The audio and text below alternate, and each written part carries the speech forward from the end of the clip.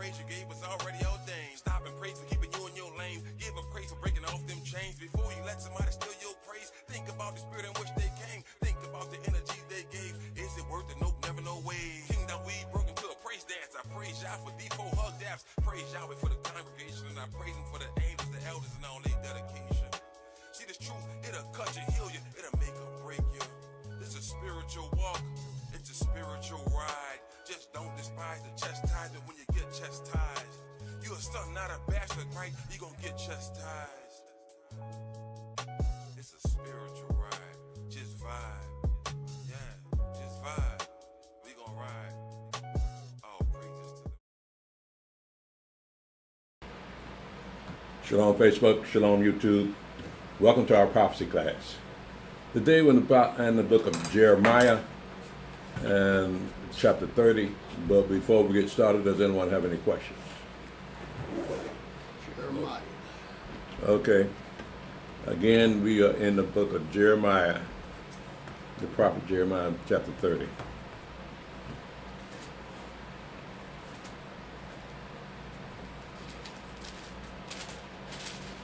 Jeremiah chapter 30, verse 1. The word that came to Jeremiah from Yahweh, saying, Thus speaketh Yahweh Elohim of Israel, saying, Write thee all the words that I have spoken unto thee in a book. But lo, the days come, saith Yahweh, that I will bring again the captivity of my people Israel and Yehudah, saith Yahweh, and I will cause them to return to the land that I gave to their fathers, and they shall possess it. That prophecy is speaking directly to us. Mm-hmm. Because we're the only people that are in captivity on the whole earth. And he's saying that he's going to bring us back to our land. So we know that America is not our land. And so we just not finding out where we come from. And it's already been written down by the prophecy thousands of years ago. And here we are just now learning what it's saying. The thing about that also is that this is a very rare occasion for a people to look at words and identify with the words as if the words are meant just for them. Real talk.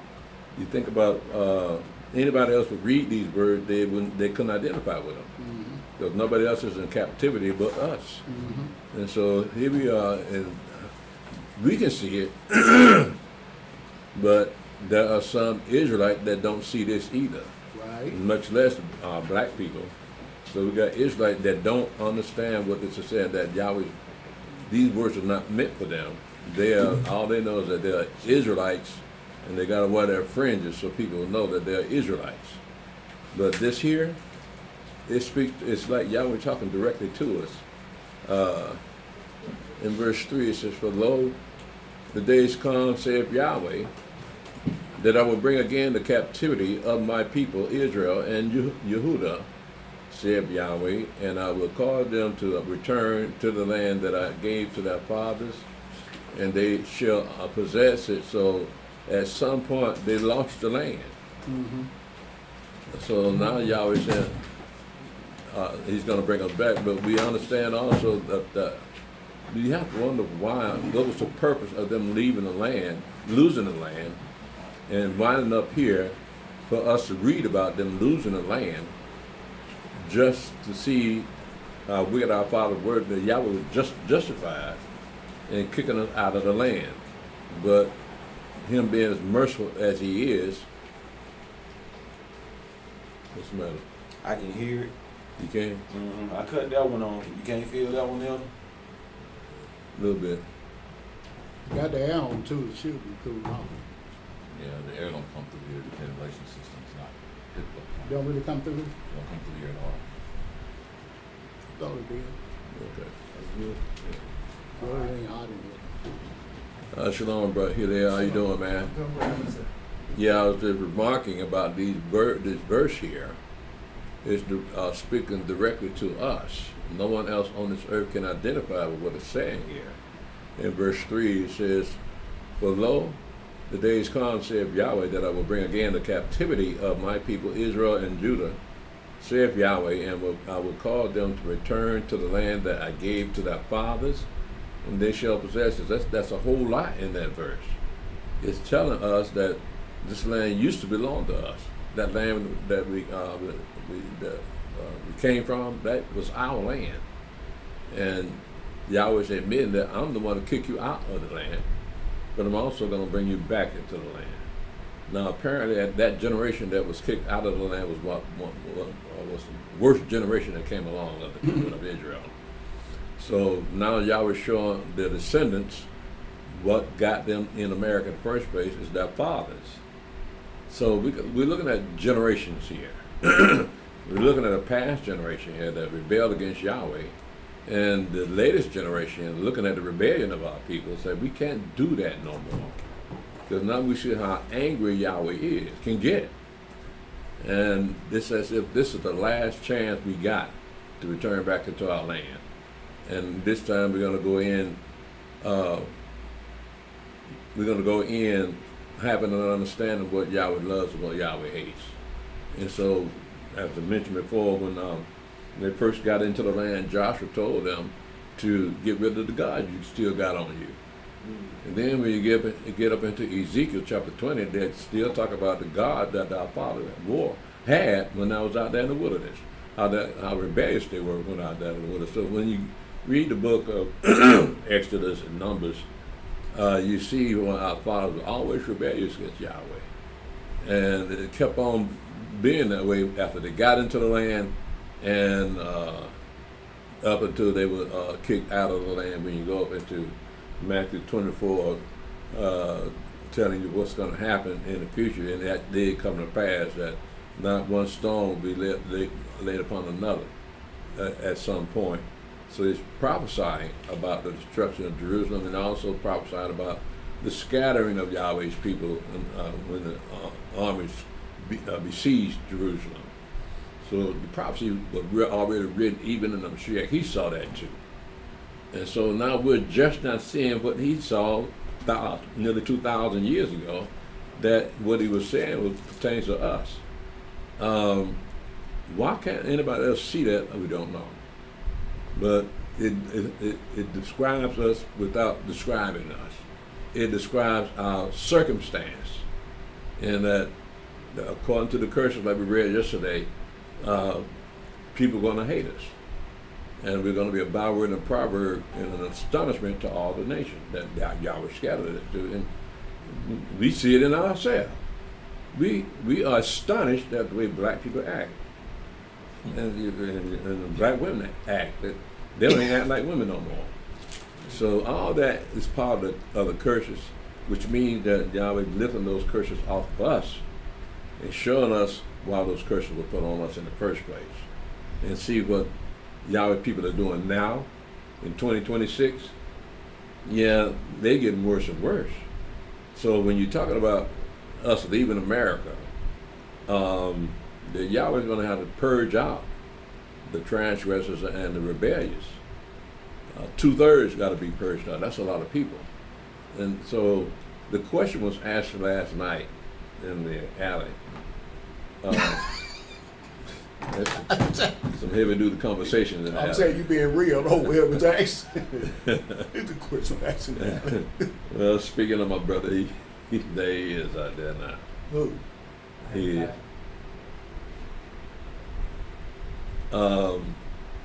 The question was, in the wilderness experience, at what point, now it was Levi asked this, at what point will we be in a solitary place, in a secret place? Will it be in the beginning, in the middle, or toward the end? I'm straight to I did not give an answer to that because it was more to the question. I answered part of the question. I didn't answer that at all. But if we're going to see, according to the Psalm 91, that you're gonna see 1,000 fall at your right hand, on your right side, 10,000 on your left, that shall not come near you. Well, that could be referred to the secret place. Well, we can see what's happening to those people, but they can't find us. They can't see us. Yeah. With that verse, it seems like for them to be on our left hand and our right hand, it seems like we're going to be in the midst of the people, but it's not gonna affect us. Right. And I guess the secret is like, you know, we see them dying. They're on our left side, the right side. We're in the midst of them, but it's just not touching us. It's not no place we're gonna be totally separated from. Because like we're in a group separated, how they gonna fall on our left and right side? It kind of makes you think like the secret is we gonna be in the mix. It's like something around us while we're in the midst of them. You know what I mean? We got our own personal secret place around our individual bodies. Well, that's what I said before. We can see them, but they can't see us. Right. Because if they saw us, they see it wasn't nothing happening to us. And they'll want to come into the secret place with us. But that's a designated spot for Yahweh's Spirit, that 1/3. You can believe they already numbered who's going to be in that secret place. The designated number of people that are going to be purged out. Those that are going to be in the secret place are the ones that are going to go back and take the kingdom. But the location of it, that's the mystery. Now, another mystery of it, at what point will the secret place come into effect? Will it come into effect when we get there and everybody kind of in a confusion as to where they should be? Or will it be in the middle of the experience or at the end of the experience? Well, I'm looking at, it has to be probably in the beginning. If we're going to see all those people die in front of us, and it's not going to come near us. That's the point. Shalom, brother. It's not going to come near us. So, wherever this place is, we will be able to see them, but they cannot see us. We might be on the mountain somewhere. Well, let me ask you something. I don't want to cut off what you're saying. Okay, so how, and like you say, and Ed always said, Ed Yaakov, it's so many souls that Yahweh have ordained to be saved, right? Well, the end of that kingdom, we ain't even talking about eternal salvation right now, just go in the land. Mm. Well, how's that going to come about if the righteous is in the secret place? Because according, my understanding is most of our works is going to happen out there in that secret place because you got million upon millions of people out there, right? Yeah. Don't, like you said, it's going to be not helter-skelter, but you got people out there wondering what the hell going on. America been destroyed. We out here, and the kicker is nothing but so-called colored people out there. That's They ain't right. gonna see no white people, and that's gonna like that'll tweak them a little bit. No Asian, no nothing but us. None but us. So Because everybody else got to go back to their land. right. Right. So I'm wondering about that. And you just gave me another thought because I always thought once he purged the rebels out and everything, he's gonna take that 1/3 in the secret place, and he's gonna refine them. Go refine. That was my thinking. Right. I'm with you on that one because the experience won't be over after the purging because now we got to go through that Right. refining Right. period during that 3.5 years. So we don't know what it entails, but we're not going to go out like the way we came in. I'm looking at it that way. No doubt. Yeah. You're right. Go ahead. Elder, I was, wouldn't it have to be when we arrive though? We have to do what now? Wouldn't it be when we arrive? What? That secret place will have to be like probably during our arrival when we get out of here. Because if it's not, then a lot of us gonna be killed. The ones that are going to be killed are already preordained to be killed. Mhm. Not meant for you to die. You're not going to die. Yeah. Your name's written in the Lamb's Book of Life, you're going to be in that kingdom. No matter what point in the wilderness experience you're at. A lot of folks will be dying around you, even if you're not in the secret place. People will still be dying around you. They'll be looking at you and wonder why you're not dying. Yeah. That's my thought. Right? So not necessarily a physical thing as far as this secret place is concerned. We don't know where it is and when it will be. All right? But once that purging starts, you're going to see people dying off in front of you. Yeah. Mhm. And you know how Yahweh works. He works through plagues. Mhm. Right? So when you're talking about one angel killed 185,000 men in one night, Wow. that was a plague. Mhm. They didn't fight in that fight. That's gonna be a heartbreaking experience too. Yeah, you're going to see people Women dying. and You ain't, kids, they won't even know why they dying. the kids, it might be some of your Children, family yeah. and friends, you know what I mean? People from Yeah. the neighborhood, kids, Yeah. it's gonna be a heartbreaking experience. Yeah, I know. We never seen nothing like that. Right. There's so many of them out there that's going to die that it's almost, it's not as bad as watching them being blown up, but just falling down, dying. That's what happened to our fathers. When the plague, Yahweh brought the plagues upon them, they just died. They had to cry to Moshe, and Moshe asked Yahweh to stop. So, Elder, you when you think about that, it's almost, I know we don't, just people don't think about it, but if you think about being around all those dead bodies, you're unclean. Because especially if you got people constantly dying around you like that. So, and not, if you look at 3.5 years for all that, and so, but doing that death, that purging, you're gonna be unclean for a couple of years. Because if you got people dying around you, you're constantly around death. Well, that begs the question. When our fathers took Canaan land, they killed off a whole bunch of folks, didn't they? Yeah. What did they do with the bodies? They had to wait. They had, I know 'Cause before they they could went go from back to their 10 wives and stuff, they had to wait so many days. Well, yeah, that's when they're established, Uh-huh. right? But when they took the kingdom, What did they do with the bodies? yeah, what did they do with the body? They killed all those people. Mm-hmm. When they took Jericho, Yeah. they killed every man, woman, and child in Jericho. Did they bury him? Or did they move on to Ai? Then move on to other places? Because it looked like they was on the road, on the run, right? Moving from battle to battle, killing everybody in their sight. But it doesn't tell you what they did with the bodies. Did they bury them while they were out there after they got through fighting them, or what? Because at that point, they're unclean, Yeah. right? But Yahweh was fighting that battle, so it was like when Meshach went into that dead girl's room and raised her hand, raised her up. He should have been unclean, but it didn't matter. Not with him, No. right? Look at the angels that was in the graveyard Mm.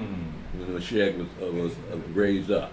Spirits The can. Mashiach himself was in the graveyard after his resurrection. Wow. Should he be unclean? Spirits can be a spirit. The woman with the issue of blood. Yeah. Touch. Testing. Yeah, and he felt virtue leaving. Was he unclean? No, Or did it matter? didn't matter. Doesn't matter. So I'm looking at that might be an issue. That might be part of the equation of us being out there in that wilderness, like it was with Joshua when they killed all those people and were going to take Canaan land. That might not be an issue. Now, I don't know, we don't know how they dispose of the bodies because they still have to occupy the land and the houses. And you got dead bodies all around the land, around the city, around the houses. So after they got through conquering all the land, did they come back to those cities and bury those dead people? How'd they do that? And how long did it take for them to take the land? Well, when you look at it, could you put that with when we go in the land and doing that war of Armageddon? You're gonna have to bury those dead bodies, right? Yeah, yeah, but the wilderness will not be part of the kingdom, Oh no, no. right?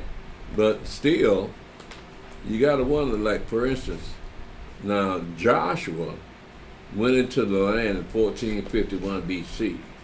Okay. So I'm looking at the end of how long it took for them to take that land. It was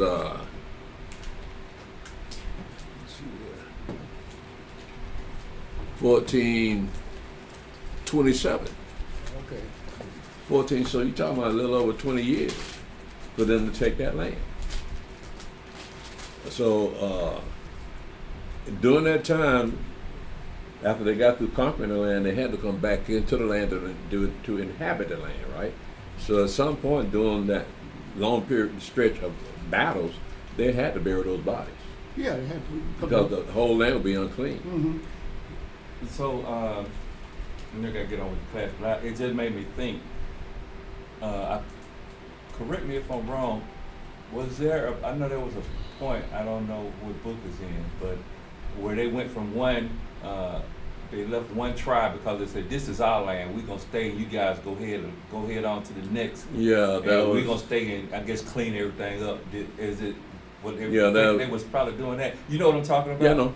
Okay. Yeah, that was on the other side of Jordan. Yeah. And it was Gad, half the tribe of Manasseh, and Reuben. Mhm. Right.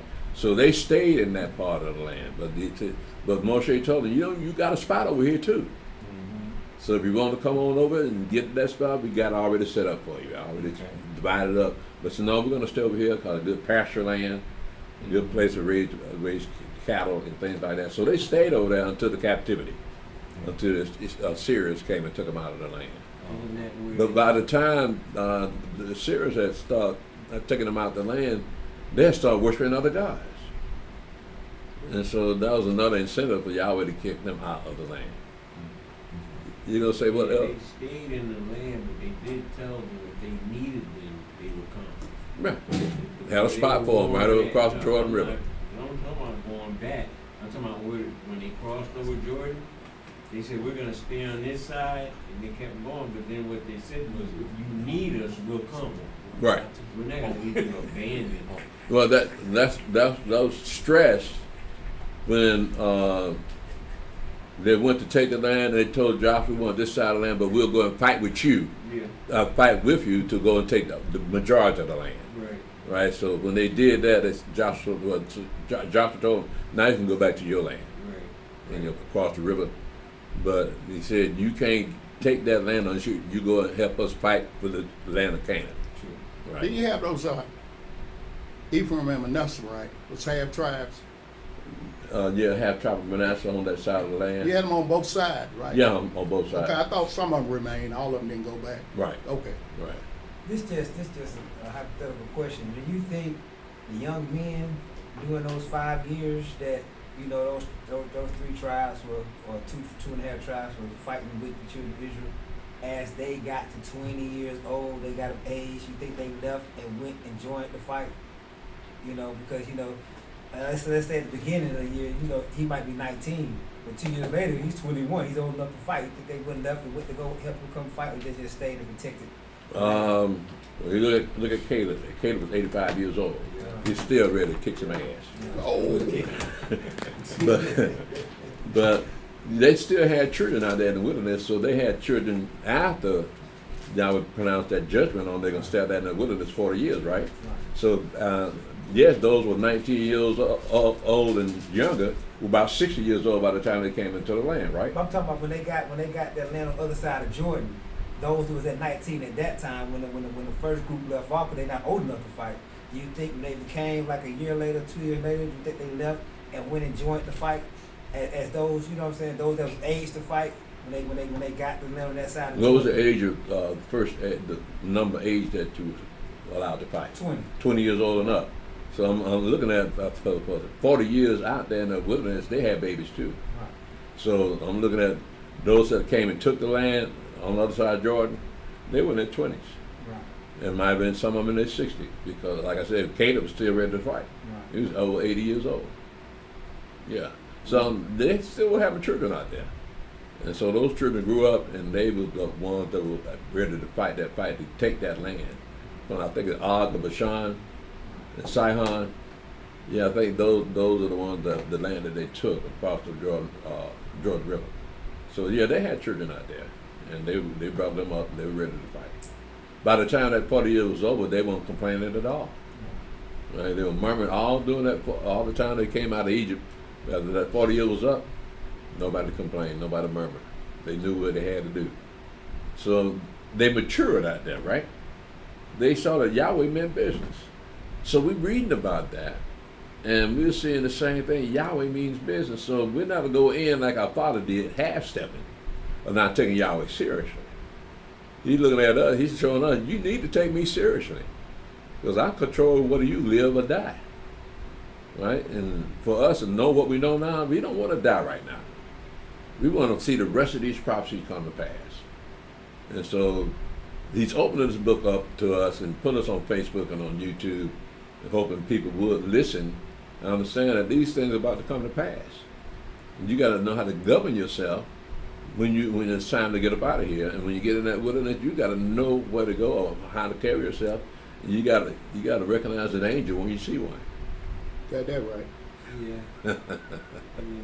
It ain't gonna be like you've been strong, a white boy with wings on his back and a halo. It ain't gonna be like that. Remember what Paul said? Be careful that you entertain strangers, for some may entertain angels unawares. So they look like us. Mm-hmm. So that's why when like for instance, that convenience store right across from my apartment building, I don't see no but thugs hanging around there. Then it came to me, I said, those might be angels. Because they look fierce.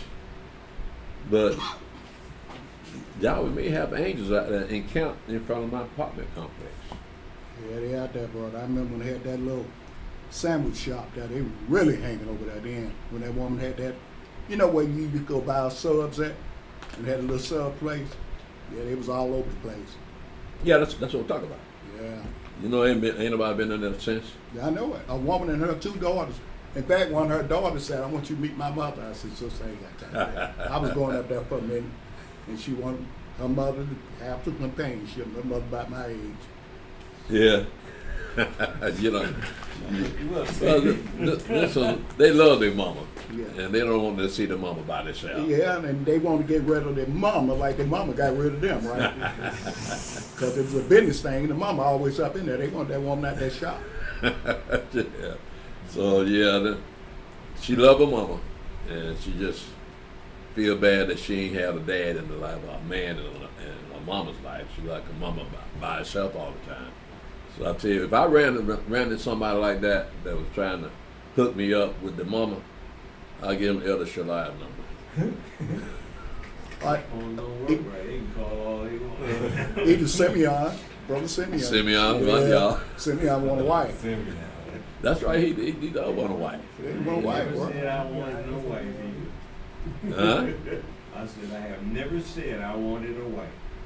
You don't have to. I'm content right now. Tell me about it, bro. It's like the 144,000 that's gonna be selected out of all the tribes.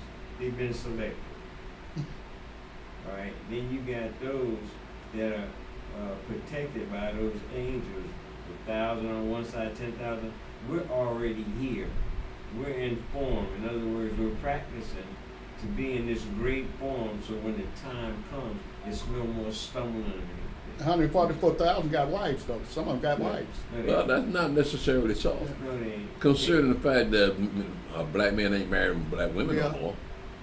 Yeah, but we talked about that, though. So So what's going to happen to the wife? that's what I'm saying. We surmised that if a man, if he ends up being part of 144,000, he was married. Well, in the kingdom, his wife just got his name. He's in the temple with the lamb, right? You remember we talked about that? Yeah, Out of no, but 144,000, some of them got to be married. There ain't but 5 of them, I would think. well, I'm looking at what is she going to be doing for 1,000 years? Well, like you say, that's one of the mysteries. Not me. I'm looking at now these people that's going to be part of 144,000 ain't married at all. Yeah. Then But- I see it like that, and wherever the Mashiach go, they go. So how can they have time to be married? Yeah. They You won't know? desire woman anymore. Once they take on that new Yeah, spiritual. but no, I'm not saying they'll get married, want to get married No. by the 144,000. I'm talking about the ones before the 144,000 Yeah. chosen. If they married, how can they be part of the 144,000? Because these are the ones that follow the Lamb wherever he goes, Yeah. right? So these same 144,000 are going to be up in heaven singing a new song to he that sat upon the throne. Yeah, well. So they're going to have special powers Hmm. to go from earth reality to heaven reality. But we threw that out there one time. If they are married, what do their wife? That's my question. So I y'all don't- might be right. Maybe these 100. Well, let me ask you something then. Suppose we got part of 144,000 among these deacons and they married. Could that be possible? Well, I have to fall back to the point that they may not be married. Yeah. I mean, I'm looking at, we got a bunch of married folk up in here. Yeah. We got a few unmarried folk up in here. Some look at the people that are not married, don't have any marital responsibility, so that they won't be missed if they're part of the 144,000. Yeah. So you can't expect a woman to be by herself for 1,000 years. That's not fair to her. Well, let me ask you something then. Okay, even at that, it said in that day 7 women gonna take hold of 1 man, right? Yeah, 7 Said, women. We got our own food, clothes, let it be called by your name. Yeah. Well, like you said, he's not gonna want to deal with all those women. Well, he giving them a choice. Yeah, I know it. You get that's a multitude. That's going to be the symbol of that's going to be so many women and so few men. That's what I'm And saying. you're going to have a man in that kingdom. Well, that's what I'm saying, coming back to that. Now, like I said, y'all might be right about that. I never thought about it, but the thing of it is, now, we discussed that, and you said she might have been in her father's house. Well, yeah, Her we're brother, looking at widows and divorced women. Yeah, Yeah, well, they got a man's name, yeah. but they can't stay by themselves. But that's what I'm saying. Well, what about these women that out there doing all that junk, and they, you know, Yahweh allowed them to be in the kingdom? What they gonna do by a husband? Because, like I say, gonna be no single women in that kingdom. Right? I can't answer that. See, that's what I was one just of the saying. built-in mysteries that it's not covered Nah. in the prophecies about the 144,000. All we know that they're already sealed, and they don't know they're sealed. Yeah, I guess I have to give it you and Brother Shalom on that day. These 144,000 never married. Yeah, Yeah. yeah, they I just assumed they had married and their wife, you know, just some of them, not all of them. But some. yeah, but not all of them gonna be part of 144,000 either. So they're gonna. That's who those 7 women gonna go up to one man, and then just ask him to take their name. So Shalom, Elder, how you doing? Man, you late. You don't do that.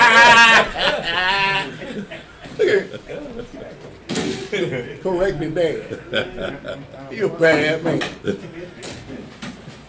But You already messed you up. No, man. I have to think, yeah, I never thought about it that way, but yeah, we won't, just leaving the women in the loop, that don't make, Yeah, make a whole lot of yeah. sense. I don't think it's gonna work out that way. The thing is, we got to see what the Mashiach gonna set up.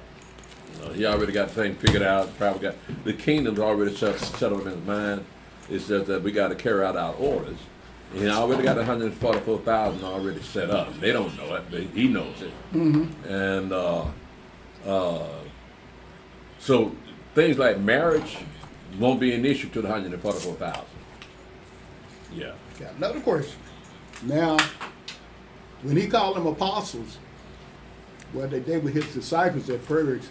He ran up on Matthew and all them brothers. He said, "Come, follow me." Some brothers were married, right? Yeah. So did they ever return back? They, It doesn't mention it. you see, that's at what all. I'm saying. So what happened to? Because he said, you know, anybody love father and mother more than me, it's not worthy of me. Y'all Yeah. got to put them fellas on the back burner to come follow me, right? Right. So I'm just thinking, what happened in that scenario? Well, to the Peter did say, we left everything to follow you. That's what I'm What saying. are we going? I mean, now Elder Yaakov said, how many brothers, even though their wives nag, carry on, argue, how many brothers, so a man come up to you and tell you, come follow me, you're going to leave your big house, your good job, and Well, I put that question out there too. how many brothers going to do that? Yeah, yeah. I mean, like- these men left their businesses. It's like another thing. You know, folks say, well, if he put that gun in my head and tell me to take that mark or die, I'm letting him shoot me. You say that now. Yeah. But when the rubber hits the road, are you really going to do that? Are you going to let your kids starve? We don't know. Yeah. So I'm asking you that they left them wife and kids behind, right? Right. Well, like I said, it's a lot of mysteries, a lot of things. Yeah. we don't know. Well, it was a different time back in them days, and the mindset of the people back in them days not the same mindset Yeah. these days.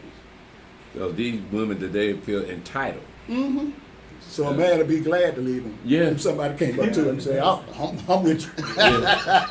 And she would dare him to leave the house. So you hanging out with them Hebrews again, ain't you? He's not there anymore. We got that. Here. We got that They ain't going. gonna let them women do what they did at the garden. Yeah, I It's know. gonna be a done deal. No, we don't want you. Yeah. But we got that thing going on now, though, They El. said, we don't want you. What? Some women forbid their husband to come up in here. Yeah. And that's sad, man. And, Yeah. and they go for it. Yeah. Well, that's why I have to salute Otis, because he's a man among men. Ain't been baptized, he his own man on it. He go away, please. Come here more than the members. The member been here, and he be here more than the members. Indeed. Listen, you got enough water over there, we can go ahead and do it now. Throw the water on it. You know, it's a challenge. I mean, so it's a challenge. Oh, it is? All marriage is a challenge. I mean- a man used to do what he want to do, Yeah. but now you got to consider his other half, Yeah. right? And so, but my faith in Yahweh is out there because, I followed the Baptists and I seen that, but then once I start reading for myself, I'm like, hey, you lied to me. You don't lie to me no more. Right. If I like, it's my fault. So, Is it? and you had to do Is it really your fault? Or is it Yahweh's will? Yahweh, yeah. There you go. See, you got to be in the dark before you see the light, Yeah, right? You know you was in the dark. I did. Then Yahweh showed you the light, so I want to see what the light says. Yahweh. Right? So it was done on purpose. Same with all of us. Mhm. We did not know. We didn't learn this growing up. We were grown men when we heard this, and it just made so much sense.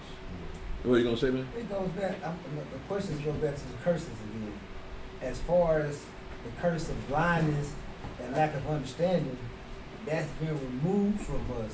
But as the curses that deal with us just being part of our people, or just being around our people, as far as, strangers getting up and those curses come off, or we just have to just deal with those curses because we are Hebrews and we're part of a people. We're part of a community that's just cursed. Are you referring to black people or Hebrew people? I mean, just both, because we still mix them on. The home is black people here. I'm a Hebrew, but it's black people all around me. Go to the store, it's black people all around me. I'm bumping into them. The curses is still part of, as a community. Like individual curse of blindness and understanding and lack of knowledge is gone. Yahweh let me see, praise Yahweh. But as far as just like we was talking yesterday, when a stranger come in, rise up above us, and we stay low, that's like a community curse. You know what I'm saying? Those community curses to lift off us eventually, or we just have to just settle in with that and just accept the fact that we can see. You see what I'm trying to say?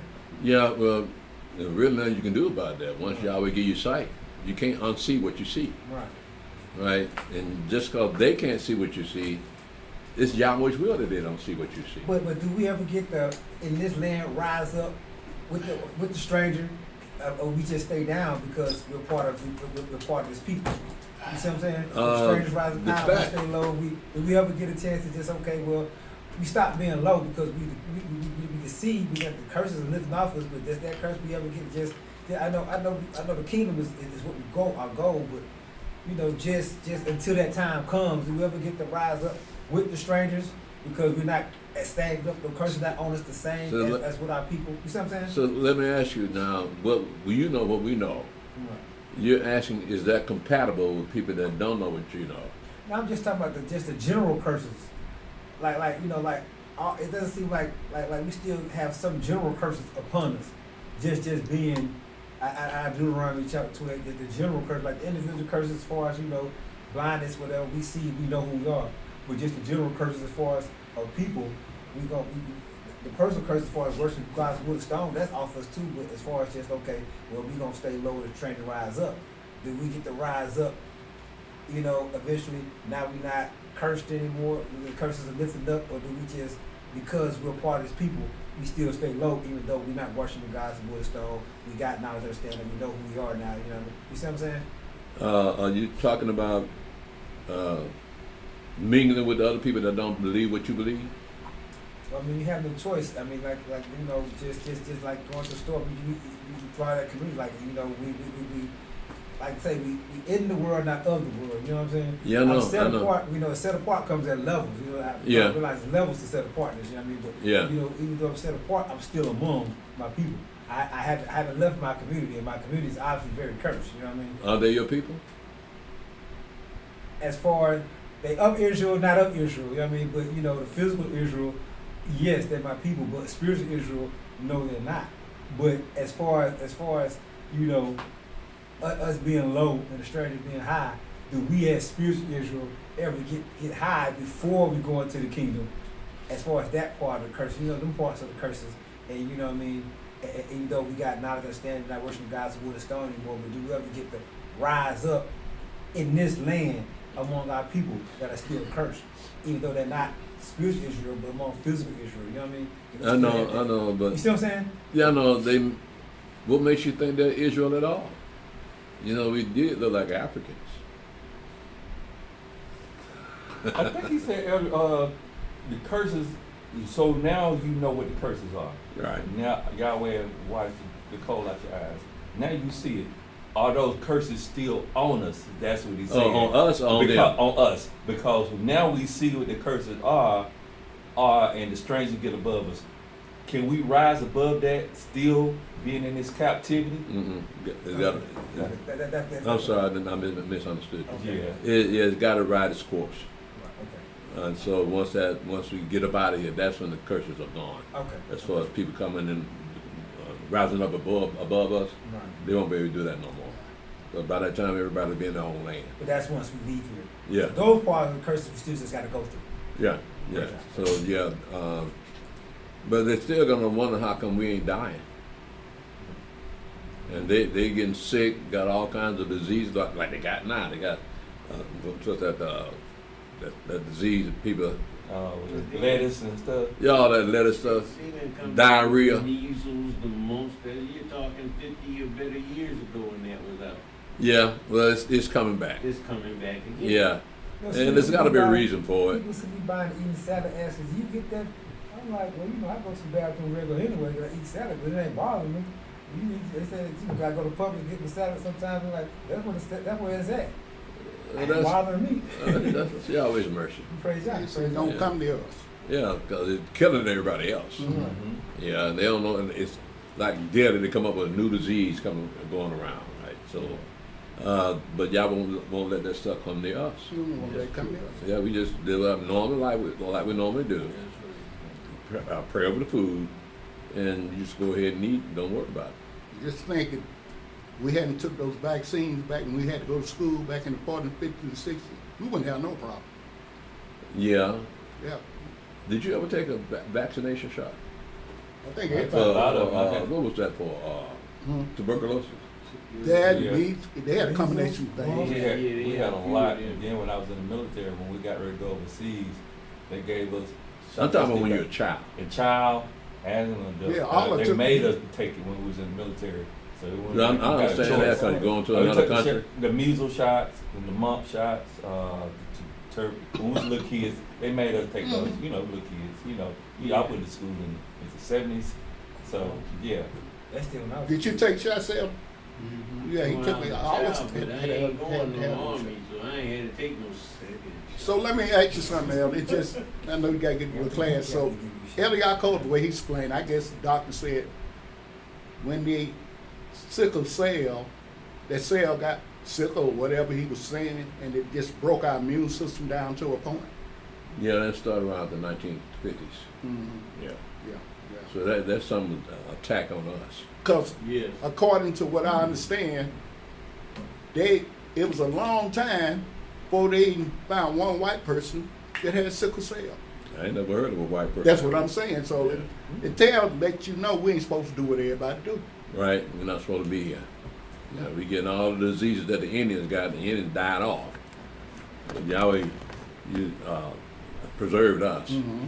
Yeah. So we're still here despite what they've been trying to do to us. We're still here. You can't kill off Yahweh people. Praise Yahweh. You just said that, Elder. That makes me think. If all y'all some Indians, how y'all survive?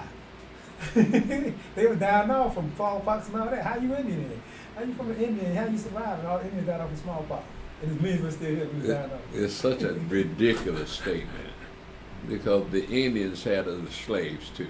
Yeah. Come on now. They passed laws against slaves marrying Indians. So how are we supposed to be Indian? We pass laws against ourselves? Said, well, we can't marry nobody that's not an Indian. So that means we can't marry no black person. But you black. Now, I don't know how they came up with the idea that they're Indians. Maybe they're looking at black and white pictures of Indians yeah. and figuring that, hey, they black like us. No, did you notice their hair? Ain't nobody got an afro among the Indians. But black people still searching for their identity. That's right. And the identity is right here in this book. But it doesn't describe you. They're looking at pictures. So they're influenced by what? Images. Right? But we're influenced by what's actually happening. This is a story that's been told that's going to happen. It didn't happen in those days, but it's happening now. We're realizing that. That's what we read yesterday. When you see all these curses and blessings come upon you, then you realize that it's talking about you and your. And it didn't say what generation, because it didn't happen at the people that he told them to. It happened to our generation. That's right. So now we see the curses that was written down in Deuteronomy. They say, hey, that's us. So now we know. He said, as long as you return to me with all your heart, your mind, your soul, keep my commandments, your children keep my commandments too, I'm going to bring you back. Mm-hmm. I'm going to put you back in your land. So why Yahweh showing us this and not showing it to everybody else? Yeah, man. Yeah, it's like, I had a guy on the job ask me, how do you know you're a Jew? And I told him, I said, you know what, anybody can claim to be a Jew. I said, y'all got Israelites' name. White people got Israelites' name, right? They gave us their names, right? A lot of people. But I say the Bible is my DNA, right? The Bible is I say the Bible bears out with those curses and blessings. Those things fell on us. Right. They didn't fall on those people in Israel and these people, Goldblatts and Bernstein. No, they didn't fall on those people. I know. Who pays attention to that? But one of them guys told me he got a name out the Bible. I said, yeah, but you're a Gentile. Yeah, that name is biblical, no doubt. But the Bible doesn't say nothing about you. Only when you came in contact with my people. Yeah. That's basically it. Yeah. So we were the only tribe actually that was forbidden to marry the tribe. We're on one. We're the only tribe that was forbidden to marry from tribe to tribe. Is that where all these other people get that from? We were only supposed to marry the people that within the tribe that we're in, right? Mhm. Right. Right. So we didn't marry into racial marriages, into tribal marriages, Exactly. right? So that kept the line pure. Yeah. So Yahweh has kept us pure, even though you got some folks that's light skinned really don't match up with the people in the book. You got less melanin in them. But that's where these other people or other tribes, I'll say, that's where they got that notion from us. David was red skinned. So we were speckled bird, Yeah, right. right? So we weren't homogenous like the rest of the people are, like the Chinese and Japanese. We can't tell them apart, but they can. Right. I think they got 3 languages. So many of them got about 3 or 4 languages over there, Manchurian and all that other stuff. Yeah. But they still look alike. They can tell the difference, but we can't. That's true. So they look at us, they can't tell the difference between a good Negro and a bad Negro. All the Negroes look alike. Doesn't look alike. I seen a Chinese girl she was on TikTok and she was talking to the Koreans, talking about, I'm not trying to say that y'all don't have no culture or anything, but y'all come from the Chinese. Y'all land, everything, you originate from us, and you got your own individual culture. But I'm letting you know that you come from the Chinese, and Chinese, we come from black people. That's what she was saying. She said, we originate from black, even though we got our own individual culture, but we originate from black people. She was putting out there that all the continents was originally, black, but we come from black people. We come from black people. And you Koreans, y'all got your own individual culture, but y'all originate from us, and we originate from black people. You said the Chinese say they come from black people. Chinese girl online. I hadn't heard that. Yes, I've seen on TikTok about 2 nights ago. I seen something similar that I hadn't heard this. I heard white people say, well, Jake, he's saying this. He said, every white people come from black people. I've heard that. It's summarized. Now I heard, they got some guy named, in Islamic faith, some guy named Yaqub Yaku. Right, made the first white man. Mm-hmm. And he was an albino, wasn't he? Was he talking about Elisha's servant that he changed to Gehazi? Could have been, yeah. Yeah, I that's know where all that. white people came from. Ain't that something? Gehazi, the servant of Elisha. Now, and the Muslims say that the white man was created. In the laboratory. What was the point of creating the white man? What's the point of that? Yeah, right. See, there's all kinds of crazy things going on out there. And the Bible doesn't really tell you how we got all these skin complexions and skin textures. hair textures. So that'd be one of the questions you're gonna ask Mashiach. That's right. Y'all wouldn't get into the kingdom. See how we got all these different kinds of people, and we started out in Genesis 11, Genesis 10, and everybody looked the same. They were brothers, right? Ham, Shem, and Japheth. They couldn't have been different colors. Nah. And when they had children of themselves. So one of the children married a child of another That's brother. correct. Right, so intermarrying among the brothers, nephews, cousins marry cousins. We didn't recognize cousins, but nevertheless, it wasn't a big deal back in them days. But at what point did they change? But that's the question too. How did the Moabites change to the point to where David came out red? You know what I mean? 'Cause they was dark skinned to begin with a lot. You know what I mean? How did they change to come out red? You know what I mean? Yeah, because Ruth was red. I don't know. Well, we know that the Sodomites were Africans, what we call the Africans today. So, Lot impregnated his two daughters. How the hell did them daughters have children that didn't look nothing like them in complexion? Or did they? See, there had to be some intermingling somewhere along the line. Because I'm looking at all these people the same color. Mm-hmm. But at some point, one of them was abnormal. He came out totally different, Could have been, yeah. right? So that began the change in the complexions of the nations, and it had to start with one person though. Could have been. Had to start with one person. We don't know who that person was, but that was the first white man, that was the first Chinese, the first Japanese, of the first one, and he spread all over the world. So Elder, you know that's the excuse that they use for saying that there was during creation there was more people on the earth. Oh yeah, So separation. because of the difference between the nationalities, so it had to been people on. God created people in different areas, and because we couldn't have came from two people to get these different people, that variations. Yeah, but the story goes, only 8 people saved during the flood. So what happened to the rest of them? They snuck on. They did what? They snuck on. They snuck on, or they had their own boats. Like the movie, like I stuck up. But, you know, how do you explain those Eritreans, those Somalians, being Yeshua's complexion? You seen some of the Hamites, his complexion.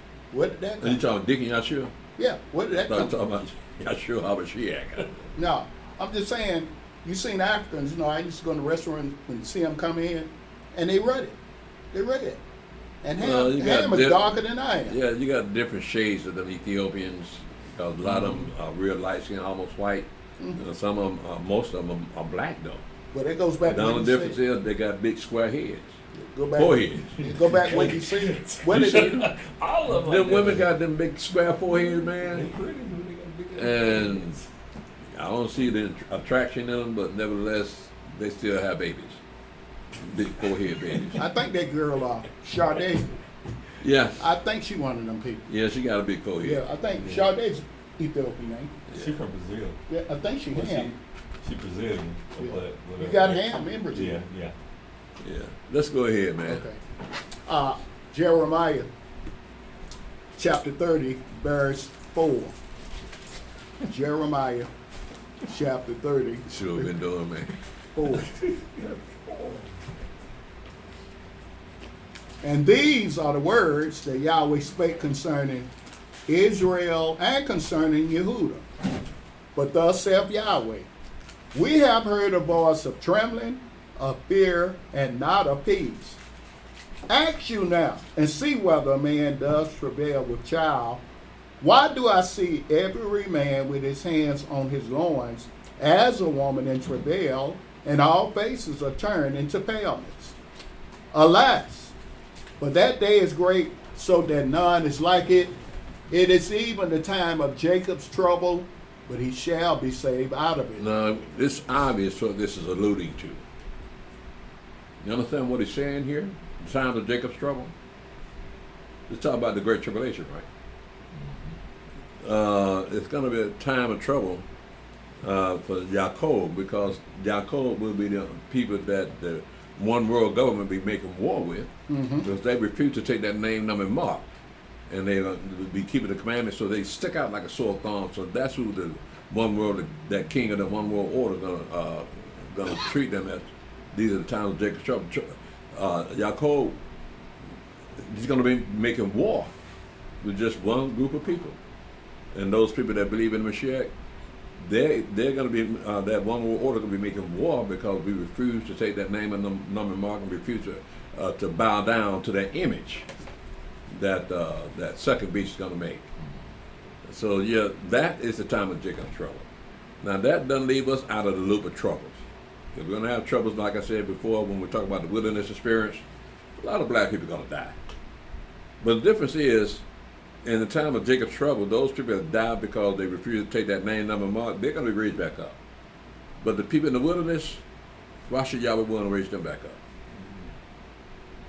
Because Yahweh killed them. Right? Why? Because of their rebellion and their transgression. So they didn't die honorably. Yahweh killed them off out of anger. But these people sacrificed their lives. The 9 tribes, they sacrificed their lives not to take that name, number, and mark. So that was more of an honorable death than to die there in that wilderness. And you know Jake don't know how to act. So he's going to be fighting out there in the wilderness. Like, well, when we first read about the children of Israel, that makes me wonder, did they give us all the whole story about the children of Israel in Egypt? Because we were introduced to them by 2 Hebrews fighting each other. Right? So that should have been a clue as to what kind of people. Now, they slaves, and they fight each other. So you got to wonder, were all of them like this? Did all of them fight like this? Because then you see that black people, they ain't doing nothing that they didn't do back in Egypt. That's right. Because they're in captivity in Egypt and fighting among each other. And I'm pretty sure they had guns, they'd be doing drive-by. See? Chariot drive-by. What kind of drive-by? Chariot Drive-by. With slingshots. We'll find one of the carriers. We'll be on the arrow going by. Get him. Egyptian police running out. Woo, woo, woo, woo. There could be some. I'm pretty sure that part I'm of the about to say life. it could be some truth to it, because drive-bys just didn't start up. I know. Moshe didn't want to go back. So Moshe was in a good place. In Midian, man, happy, married, sheep herder, wasn't nobody after him. So, but then the angel of the burning bush showed up. Said, no, don't tell me to go back there, please. Tried 4 times. Try to talk me out of it. Said, no, I'm going back up in there. So I'm looking at why was she so adverse to going back? Because all we read about is them 2 Hebrew men fighting each other, and then one of them say, "You gonna kill us like you killed that Egyptian the other day?" It was out on the Now, internet. what was happening around that though? Were they fighting still? You better know it. But it was out on the internet. Because by then. we just got 2 people fighting, right? And they ran him out of town. So I'm looking at not just Moshe wasn't looking at just those 2 men that snitched on him. No. He was looking at the whole people, all the people in Egypt, acting like that, fight all the time, just like we're doing today. It don't take much for black people to fight. They've been shown on video now that white woman can walk down the street and a black man pass her, he knocked the hell out of her. You seen this? Hit a white woman? He just knocked her down on the ground, and then she woozy. Like she can't get her head straight. Eyes can't be straight. But he did it for no reason. Right. Now I bet you wouldn't do a black woman like that. You know, if they do that out, they do it. Me and my wife last night, about 11:30, we went to get some tacos. Jake up in there, trying to fight the folks in the restaurant. We just look out, like shaking my head, like that means we don't even want to go out nowhere. I mean, like, Yeah. he's just acting a fool for no Yeah. reason. Yeah. Hitting the top of the thing, and the people in the restaurant like looking at him like. But then the crazy part about it, like you said, we're around people. I'm like looking at it like this is what they see. They see in us. Yeah. Him acting like that, but then now they're looking at every black person that come in now. Yeah. He gonna be the same, Yeah. Unstable.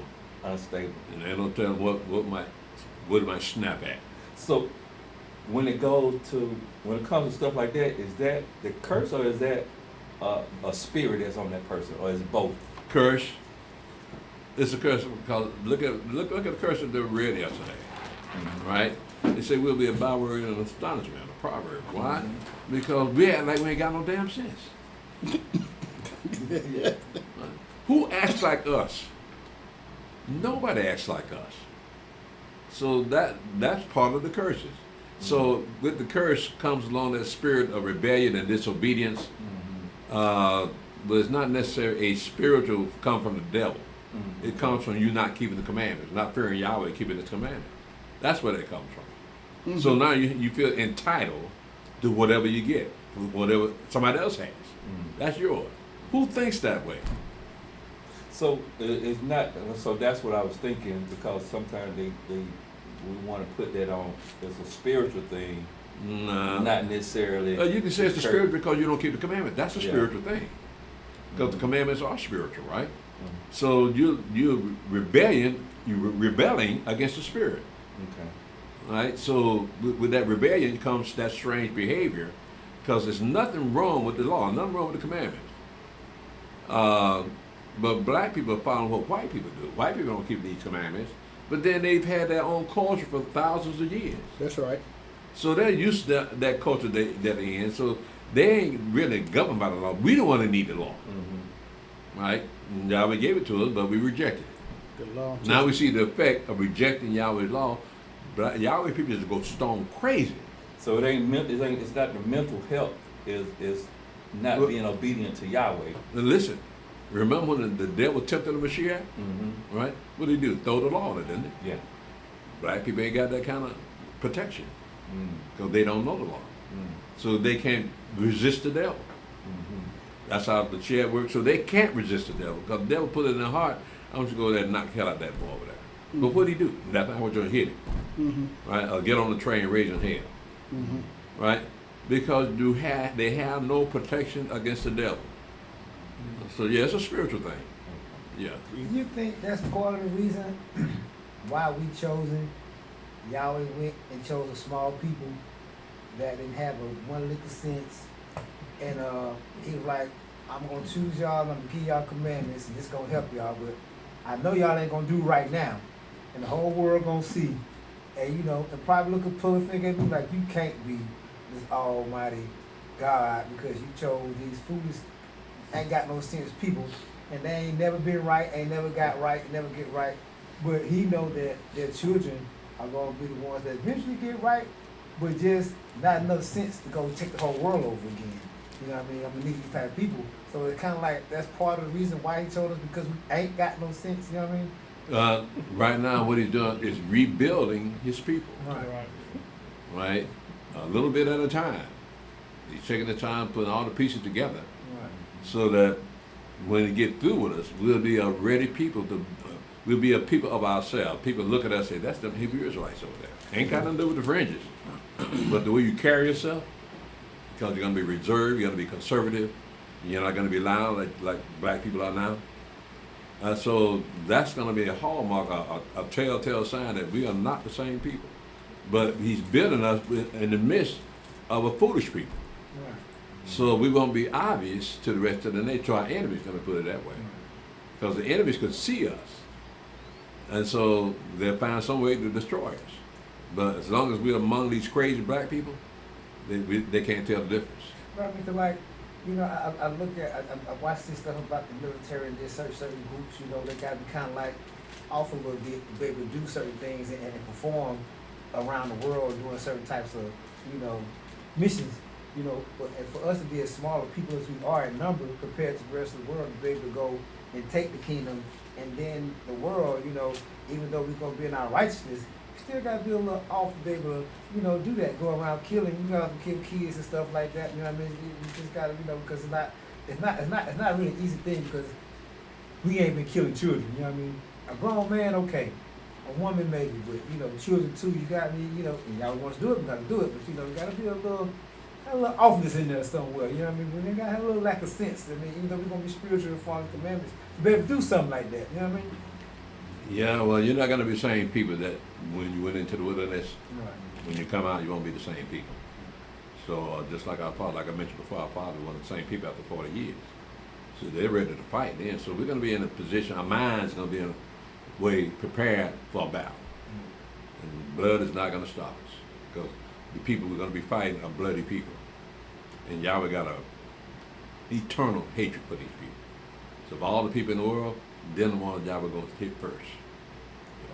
Yeah, man. Hey, just a little off the subject. You look at, like you said, being entitled and out of order. Now we got this woman. She's running for governor. That's unheard of, man. And nobody's saying nothing. So-called black men that got so weak, they don't care about a woman being over them anymore. I talked to some brother there. I really don't see nothing wrong with it. Yeah, well, I'm looking at that black people manipulated Yeah, by the media. right. Because that's how they get the news by the media. The media don't want to talk about something. They're not going to talk about it. They're going to put all the positive views of this woman to convince light-minded people that this is the best choice, best black woman on earth that you should go out and vote for. But so I'm glad white folk got more sense than that. They know not to, but the black people and the sodomites, they're going to vote for it. But Ella, what kind of husband does she have? A husband knows his place. You answered. Like I said, that was a dumb question I asked. Yeah, she run that household, man. She got her skirt spread over all Georgia and The everywhere. Democratic Party put her up to it. They're trying to get Georgia out of the hands of Republicans, and she got the most familiar name out there. And so they're going to run her as if she can win this thing. Well, she having fun. But they got gonna win by a landslide. Well, yeah, I know, but I'm counting on my white folk. I know my white folk out there say, we can't have this. No. I don't care if she ain't got no ass or nothing. You ever seen her? Who?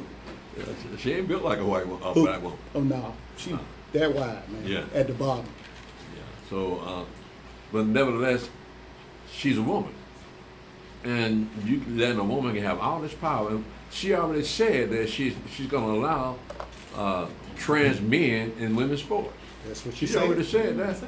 Mhm. Yeah. It don't matter to black people She because she's nasty. black, Mhm. right? But she already let you know, I'm not going down the road that y'all used to. Y'all think I'm going down. I'm gonna elevate homosexuality. I'm gonna elevate men playing in women's sports. I'm gonna do all those things against American people. Because she's black and rebellious. And she has no morals. And that's why the commandments are so important. Because it lets you know what is right and what is wrong. And you're gonna put a woman up there that don't know the difference between what is right and what's wrong. You want her to rule you, to govern your state, use your tax money. What you think she's gonna spend it on? On every ridiculous thing that can come to her mind. Nothing to help the people, but everything that goes against righteousness, that's what you're gonna be pushing. So, but that's black people. Black people with outlaw, that's what they do. Because this, first of all, it's a white man's system, right? And he set it up for himself. When he set this system up, it wasn't no women running for office when he set this system up. But since women been running for office, winning in these offices, now the whole country messed up. I don't give a damn if black or white. You let a woman have that much power, you about to lose power. She's gonna take it for herself. She's gonna look out for her people, which is women. And the men, I have to fault white men for this because you let them do this. See, they used to march and protest for suffrage, the women's suffrage movement. Remember that? Mm-hmm. Well, look what that led to. But about 100 years later, now you got a woman vice president. Just from women's suffrage to a woman being a vice president. Damn near tried to be a president. See, this country, they can't help themselves. This country going down. Anytime you don't know the difference between a man and a woman, Yeah, you go down. You're going to put a man in women's sport, you going down. Your time is up. And so nobody respects you because all the rest of the nations of the world see American military as full of homosexuals. Mm-hmm. So they know that they ain't gonna want to fight. I mean, what homosexual do you know? Go out on the battlefield, putting on makeup and lipstick, and running in high heels. And that's how the rest of the nation look at America's military. These are girly men. So we got Pete Headship, right? He getting rid of them people. Mm-hmm. He was getting rid of them fat people too. Yeah, so he's making the military into a man's army again. You know, that's too late. Let's go ahead and finish this up. I'm going to go back to what Brother Bless was saying. He thought about this. In Corinthians, we covered that before when it says, "But Elohim has chosen the foolish things of the world To confound the wise." Confound the wise. Yeah. And that when you were saying that, Bless, that's what came to my mind. I was looking for that verse because he was like, "Why would he choose these people? Well, These type of people that, you know." let's look at a little bit more of that. Let's Okay. go to 1 Corinthians. Because Sean, the one brought this out to me, and it stuck to me. One Shabbat.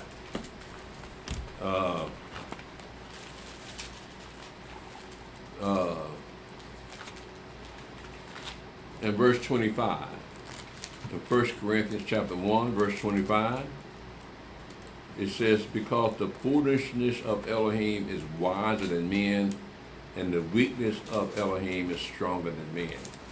But you see your calling, brethren, how that not many wise men after the flesh, not many mighty, not many noble are called. But Elohim hath chosen the foolish things of the world to confound the wise. And Elohim hath chosen the weak things of the world to confound the things which are mighty." That's us. That's right. He's chosen a foolish people to confound the wise.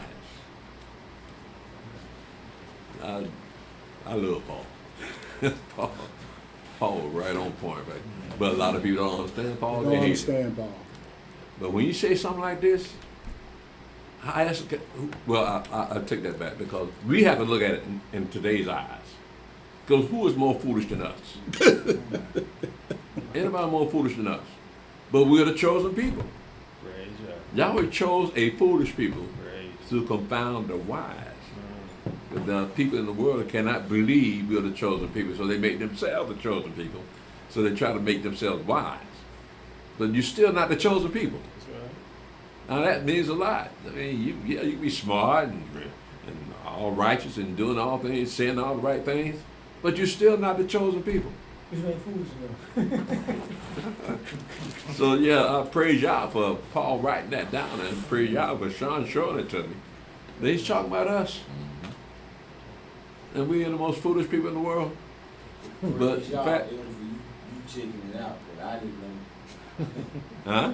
I said, that's why I brought it to you. You had to let me know, okay, yeah, that makes sense. But Yeah. I didn't know.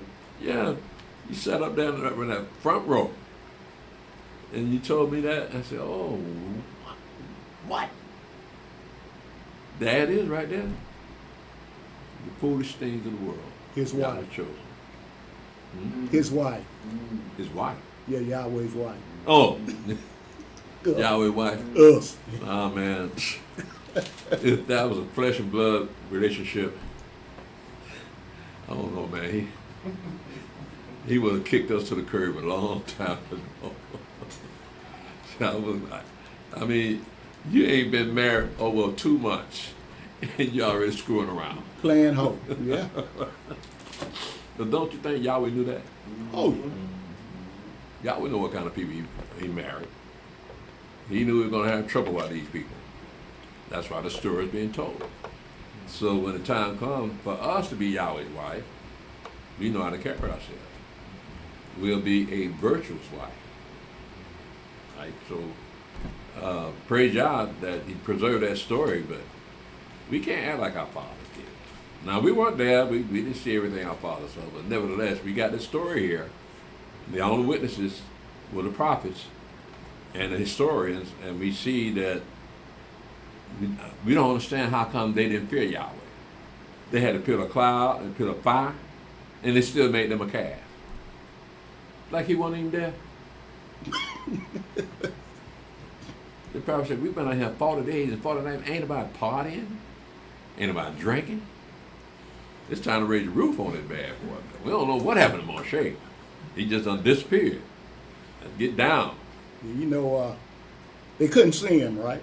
Right. So they act a fool. That made me think about when I worked on my job, and a bunch of us out there, that supervisor stayed out there in that plant all the time. A bunch of Jakes out there work, he knew he had to watch. Yeah. He just said,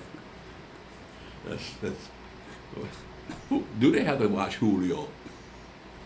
Do they have to watch them Nigerians? Well, yeah, you got to watch the Nigerians.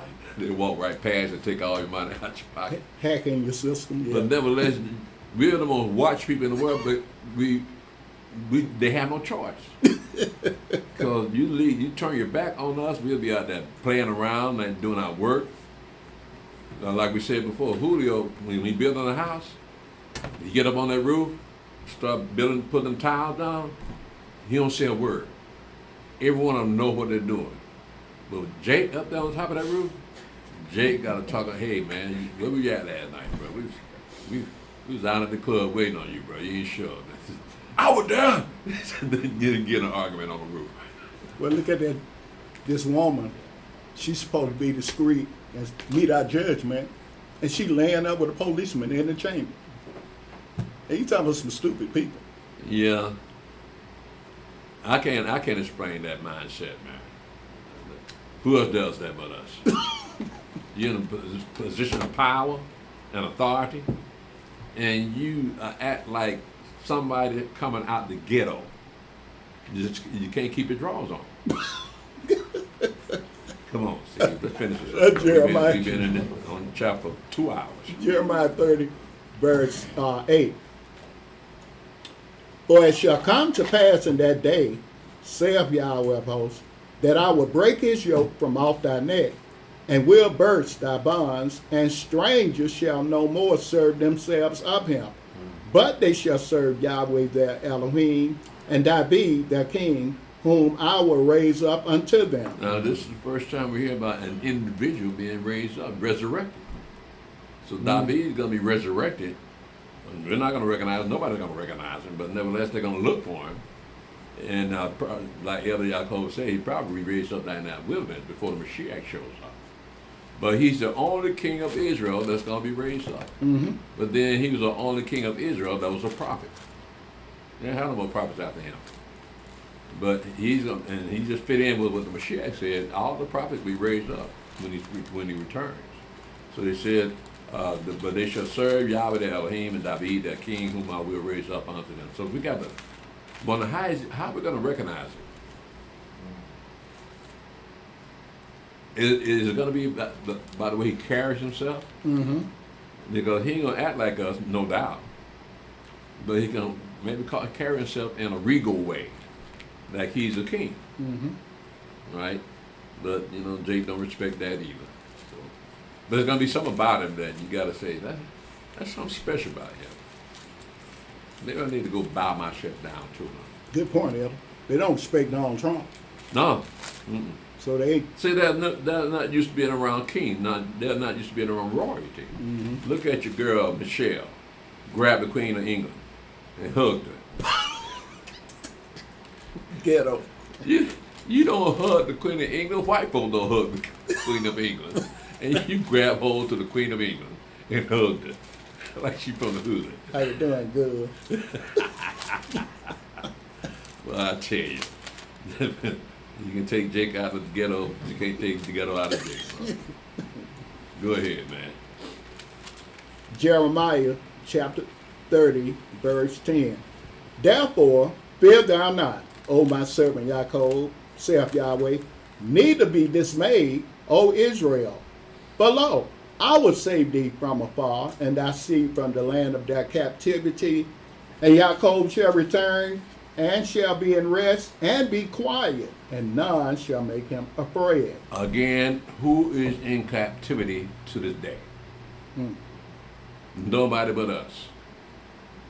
But we're the only ones that realize we're in captivity. Rest of black people say, no, we ain't no captivity. This is our land. But Yahweh showing us that yes, you are in captivity. Because you can't do what white people do. You can't say what white people say. You got liberty, but you're not free. So we're still captive here. We recognize our captivity. Black folks don't recognize captivity, but we recognize it and understand that we can't do what other people do here in America because we're captive. That's and they right. expect the captive to obey the rules, which we can't. That's why they have to kill off a few of them, make the rest of them understand. They used to make examples out of slaves, didn't they? The slave don't get uppity and get in master's face and try to talk bad to master, about to have to kill you. Just to show the rest of the slaves, I will kill you when you talk to me that way. Yeah. So, Elder, trying to understand sometimes when, like the verse 10, they use Jacob, then they switch to Israel. I know it's interchangeable. Is there a reason why verse 10 is like that? Is it still just talking about Israel? Because it was like, my servant Jacob, O Israel, for lo, did it switch? He's jumping from Israel to Jacob. And he's still talking about the same Yeah. people. Yeah, let's go to Exodus 19.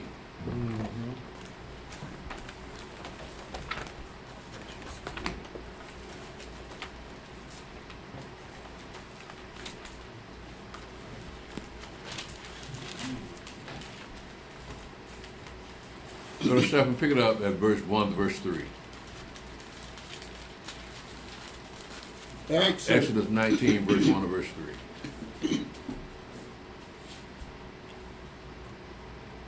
Verse 1.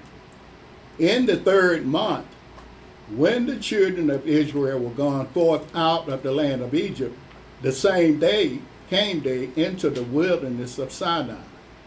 For they were departed from Rephidim, and were come to the desert of Sinai, and had pitched in the wilderness, and there Israel camped before the mount. And Moshe went up unto Elohim, and Yahweh called unto him out of the mountain, saying, Thus shalt thou say to the house of Jacob, and tell the children of Israel. Now, I don't want to go no further than that, but the point is, he's talking to one group of people. But he's speaking also to that spirit that's on the day they're named after. So they actually got two names. One's flesh, one's spirit. Right? But he's still talking to that one person, Yaakov, one people, Yaakov, that has that spirit of Israel upon them, and they will be called the children of Israel, as well as Yaakov, because Yaakov, they're still flesh. So he makes a distinction between the flesh and the spirit when he says, tell my people Israel, tell Yaakov and tell my people Israel these things, right? So he's talking to the same people, but he's appealing to that spirit that's in those people. He let them know that they're the same person. Okay. Right. Yeah. So we're the only people that are referred to that way as Israel and Yaakov, both flesh and spirit. Yeah. We're the only people that act like that, though. Let me see here. No, they ain't got nobody else that they're called Israel. And they don't. The rest of the nation don't have a spirit like we got. So that's unique in and of itself, that we would be called both a fleshly name and a spiritual name at the same time. Yeah. With Yahweh's firstborn son. So yeah, he's going to refer to the firstborn son as Israel. Yeah. Go ahead, brother. Jeremiah chapter 30, verse 11. For I am with thee, saith Yahweh, to save thee. Though I make a full end of all nations whither I have scattered thee, yet will I not make a full end of thee. But I will correct thee in measure, and when I leave thee altogether unpunished. But thus saith Yahweh, thy bruise is incurable, and thy wound is grievous. There is none to plead thy cause, that thou mayest be bound up. Thou hast no healing medicines. All thy lovers have forgotten thee. They seek thee not. For I have wounded thee with the wound of an enemy, with the chastisement of a cruel one, for the multitude of thine iniquity, because thy sins were increased. Mm-hmm. Why criest thou for thine affliction? Thy sorrow is incurable for the multitude of thine iniquity, because thy sins were increased. I have done these things unto thee. Therefore, all they that devour thee shall be devoured, and all thine adversaries, every one of them shall go into captivity, and they that spoil thee shall be spoiled, and all that prey upon thee will I give for a prey. So that means white folk gonna be in captivity to us. Mm-hmm. Them Africans are gonna be in captivity to us. Now we don't even know how that even looks or how that feels to have somebody in captivity to you saying yes sir and no sir. How's that feel? Yeah. Will the Africans' captivity start when we leave or once we come out the wilderness? Say that again. Will the Africans' captivity start once we leave or once we come out the wilderness? Oh no, when the Mashiach shows up. Yeah, because he's gonna put out our government. He's got to set up the Levitical priesthood. Not the priesthood of all 12 tribes, so they can minister to the rest of the nation. And so that will be the time when they would we would put them in captivity, because they got to do what we say. Right. So after the Mashiach shows up, that's when that'll happen. Go ahead, Brother Steph. Verse 17. For I will restore health unto thee, and I will heal thee of thy wounds, saith Yahweh, because they called thee an outcast, saying, This is Zion, whom no man seeketh out. Unless you want to know how to play sports and dance and sing, they trying to turn away from that too. Cause you got they showing videos of white boy just beating the hell out of black boy. Thought he was bad.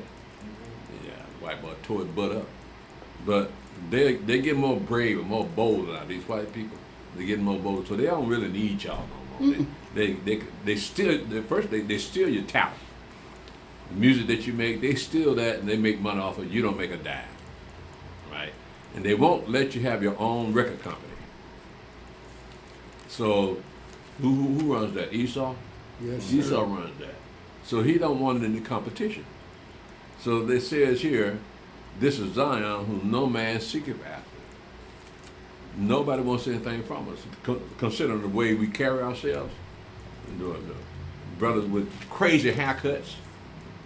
You know what I'm saying? That all kinds of stuff sticking out. You know, you all see any people running a nation looking like that? Even in the African nation, the men cut their hair. But what nation has people that look like black people running it? They just what was that university? You look as ridiculous as you can get. It was no, it wasn't your school, Elder Tuskegee. It was one of them universities, HBCUs. They were wearing bonnets. Oh yeah, yeah. And, they cut that out. The president cut it out because they would come to class in bonnets and grown men. Women. Grown men and Women women. wear the bonnets. Go down to the beauty pie. Okay. Yeah, Okay. men wearing bonnets too. And men were wearing what? Men were wearing bonnets too. I be seeing. You seen men with bonnets on? Yeah, but the ones that got Uh-huh. dressed, they wear bonnets now. Yeah, come to the job, got one guy work with us, he wear one. Yeah, And work, he put a hat in it over. And I heard some of them students quitting college because they can't wear the bonnets. They would come to school in bonnets and pajamas. Pajamas, yeah. Bonnets and pajamas. Go to class Yeah. with pajamas I don't on. know if it was Prairie View or Tuskegee. I don't know if it was Your old Tuskegee. school, you need to go down and straighten them out, bro. No, that's Tuskegee University. I went to Tuskegee Institute. Oh, okay. So two different schools. They probably doing the same thing. Yeah, well, Jake kind of common. That go back to what you're saying. Nobody runs a country, you know. looking Yeah, like yeah. y'all, so- What man or woman you don't see run a country with a bonnet on? Or with the kind of haircut black people got? You haven't seen anybody run a country with the pants sagging, all tatted up. Who's tatted up running the country? See what I'm saying?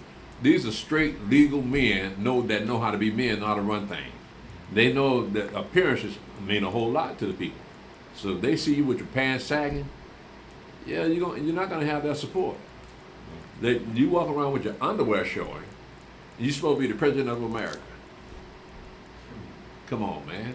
I know you got to finish your class off, but then, you know, I heard about 3 or 4 years ago, they got hip to so-called Negroes. When they hiring them, they check those zip codes out. When they put down on their application or whatever, they doing it online, they don't hijack. Yeah. And Why not? Why not? because of that zip code, and it's nothing a lawyer can do about it. They say, no, you from the wrong sidetrack, and those are Shamikas and the Vontaes. Because my daughter said, she even told me, say, I had to change my name. If I was going to be a lawyer, Tamika wasn't going to fly. Right. I had to change that name.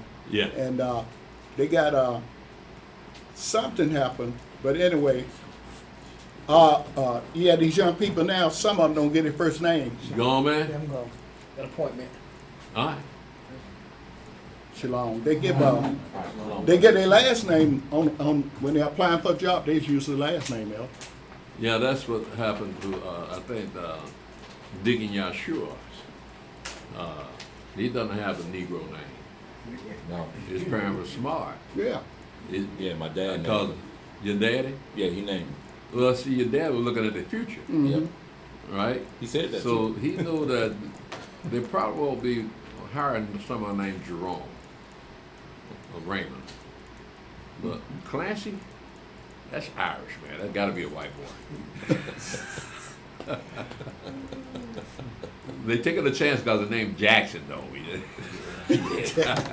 he might have slipped under the door. But we'll take a chance on it. He got a good first name. So Go ahead, brother. Sam. You made a comment as far as yesterday also about you said, why don't y'all get your own business with selling these hair weaves and stuff like that.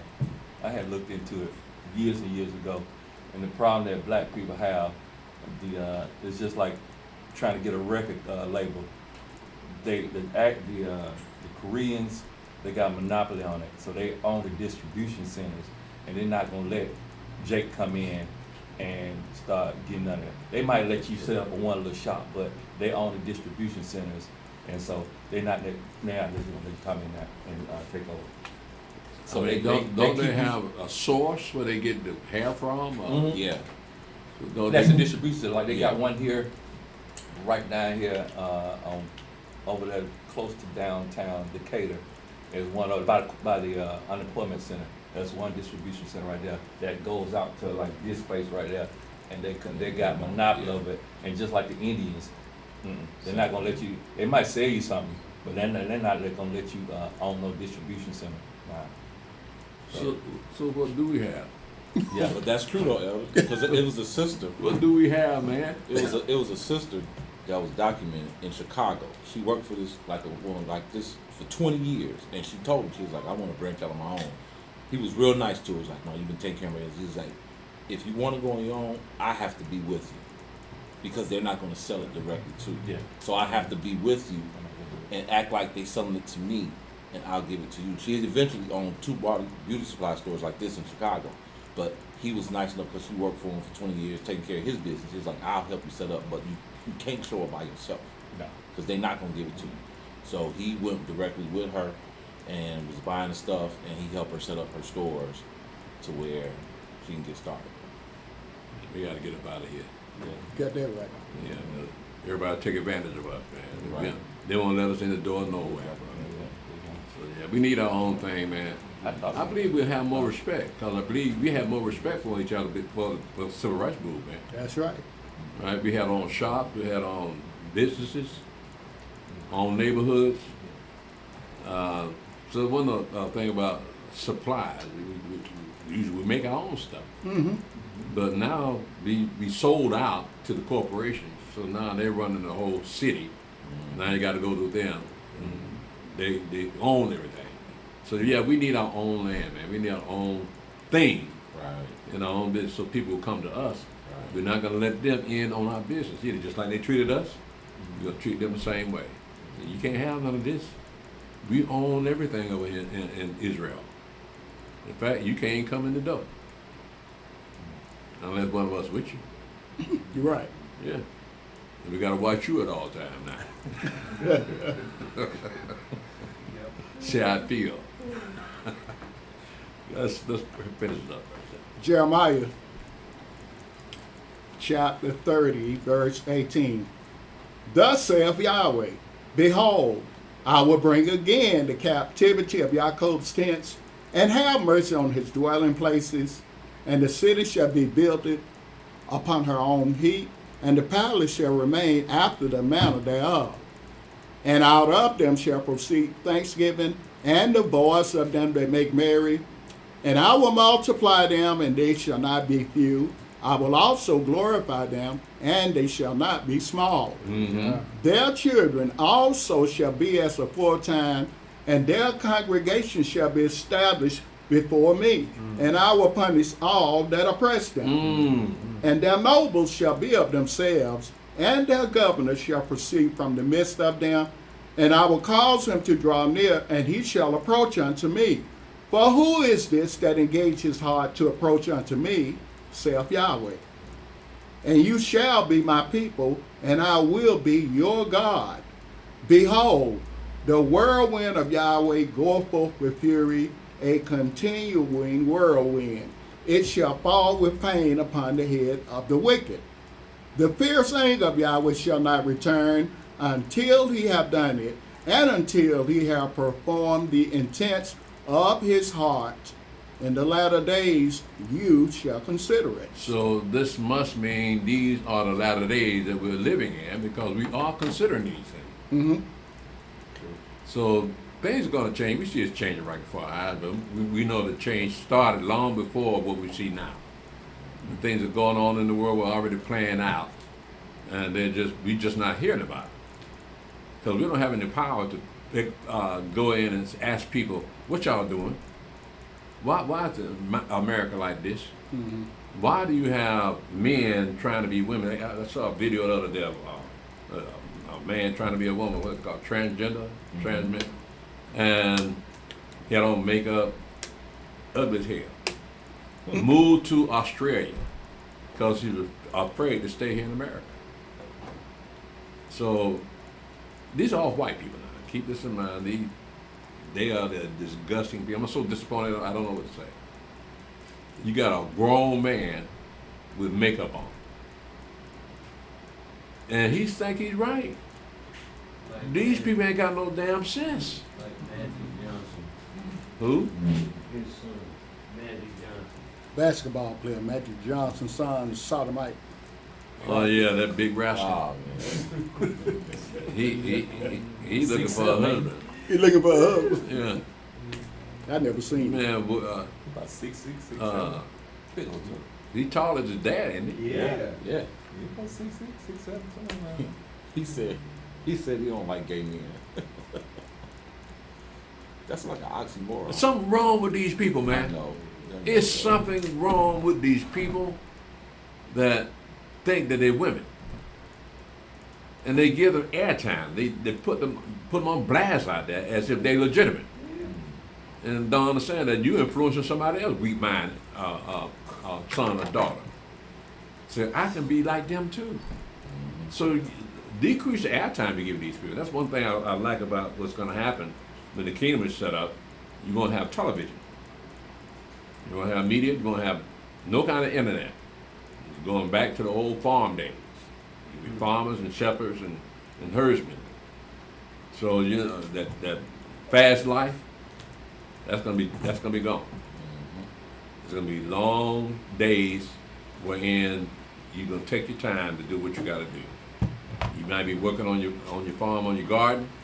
You take your time doing it, and then you go home, your wife's there, and you got your meal already fixed, and your children glad to see you. Like it used to be. You remember when you glad to see your daddy? Yeah. I remember them days. Daddy home. But yeah, so that's coming back, so we don't have to worry about the crazy people, because first of all, I ain't gonna be no crazy people in the kingdom. All them people that don't know how to be a man, they're gonna dress up like a woman, you know that's an abomination, right? Well, they gotta die. I'm sorry, if somebody, one of y'all watching me now, y'all dressed up as a woman, you're gonna die, unless you repent. You spoke to a plane. I mean, that's what the book says. I do it. Come on, folks. That's what you said. You gonna die. Yeah. Because they know they're wrong. They know it. And for them to get on the air what they're doing is promoting craziness. As if that's normal. That's abnormal. But you can't tell some people that. But who's giving them airtime? Esau. Because Esau believed in that type of lifestyle. He's supposed to be chosen people. He's supposed to be the Jew. He's supposed to keep the Torah. But he goes against the Torah. I'm going to stop right here, brother. Before we dismiss, does someone have it yet? At the beginning, I meant to ask you, we have a land, but black people in these last few years, they're beginning to say America is their home, Yeah. right? Mm-hmm. But how can it be their home? I just want you to throw that out on there when other people running their country. And when I asked them, how do you intend to take your land back? Nobody's giving me an answer yet. Do they even talk about taking the land back? No, but I asked my. Well, what makes you think that it's your land? That's what I'm saying. You see that confusion? Yeah. But it's a very popular thing now when you ask so-called Negroes, where do you come from? They say America. White people never say that. They proud of America, but they say, like you said yesterday, I'm Irish, Italian. I'm an Irish American. I'm Italian American. I'm African American. I think on your BTS, Yeah. you said that. But white people, they have roots. They have origin. Right. Nobody comes from America. Right. Right. So, but black people want to change the script. We was here first. We were here before the Indians. Prove it. Because if you're here before the Indians, the Indians should have a record of you being here. And if that you were here before the Indians, then they must got worshiping totem poles from y'all. That's right. Well, we made the pyramids. That's what they said. They got pyramids in Mexico. They got them in South America. So that's a clue of us being there. The pyramids. We show people how to make pyramids. How they know that they want to make the pyramid? I mean, what did Ben say? We the best. Ben said he signed the name on the stones. Now we got the Incas. And I know you got to get on with your call in. We got the Incas, the Mayans, and the Aztecs, right? Mm-hmm. They were here. They got records, and we got this Norseman, this Viking called Leif Erikson. He discovered. They say he discovered America in 1000 AD. Now, we got records where they right or wrong, but I asked them, where are your numbers in your records? Right. They won't. It's all about behind a liquor store. When you get drunk behind a liquor store, you start talking, trying to show people what you know. That's about right. That's about the best we can do, man. Behind the liquor store, just tell lies. Yeah, that's what we do. Does anyone else have This is a any? comment, just real fast. They pushing back on this transgenders, all that, because you got a couple of former NBA basketball players that's saying Enes Kanter from Turkey, he's always been political, and this is another brother. They saying based off of the bylaws that's written in the WNBA, we identify as someone that can be a woman and play in the WNBA, and we're going to declare ourselves for the 2027 WNBA draft. Yeah. These are men. Yeah, it's sarcasm. It's They so don't really mean it. Nah, so the WNBA put out, we're not about to be used as political pawns, and so they put back out, no, we're saying we identify as a female basketball player, and we want to declare ourselves the WNBA. I've heard this before. Yeah. This lawyer, white lawyer, declared that he was a woman. And the women looked at it and said, you're not a woman? He said, I feel like I'm one. So I am a woman. It's that easy. Yeah, that's all you got to do. I said, I'm a woman. See how empire falls? Mm-hmm. The people go foolish. They get stupid. They don't know how to run a country no more. So, I mean, we complain about black people not knowing how to run the country. White folks don't know how to run the country. So, I mean, you started out well. As long as you had them slaves on the hand. But you let Esau up in here, yeah, that was the end of the game then, buddy. Does anyone else have any questions or comments? So I got a question, kind of conundrum, because I think about it back to the curses. So I think you need to explain conundrum to a Deacon conundrum, son, a problem. I saw his mind. He got to answer you like a conundrum. I saw his mind just snap. He's trying to play it off. It's a conundrum. I was trying to funny he used it. I was gonna say something. So You see my face, don't you? Yeah. So when it comes to the curses, so I was taught when I was young, hey, find out about a person's past because they got mental health in their past. Like somewhere down the family, it generally probably come through the family line. But if you read scripture, y'all sure, somebody asked y'all sure said, hey, why is this child like this? But they were talking about being paraplegic. So why is the child? Is it something that parents did because they like that? And he was like, no. But I look back as far as with our people, when you say they got mental illness in the family, some of the kids, the grandkids will start having mental illness. Is that a learned behavior or is that part of that curse? It's hereditary. It's hereditary. Yeah. So, yeah, like I said, with all white people, all Japanese, just that start off with one. Mm-hmm. One person was born, didn't have no damn sense. Right? But somehow he got married, he had normal children, and the children had normal children, but that one after that, great grandchildren, that gene, that crazy gene, ended up in the fourth generation. Mm-hmm. So now you wonder where that come from. It came from the parents. Mm-hmm. 4 generations ago. It just didn't. It didn't manifest itself until the 4th generation later on. Mm-hmm. That it was hereditary, just like high blood pressure, heart attacks, and all those things. Those things are hereditary. So it don't have anything to do with the it curse. happened. Okay, gotcha. Right. All right, gotcha. Because remember, when we read in the gospel, we read about those people that are possessed with demons, unclean spirits. Couldn't nobody do nothing with them. Well, where did that come from? It didn't come from the parents, right? So the Messiah knew where it came from. It came from the devil. And so he just cast them out.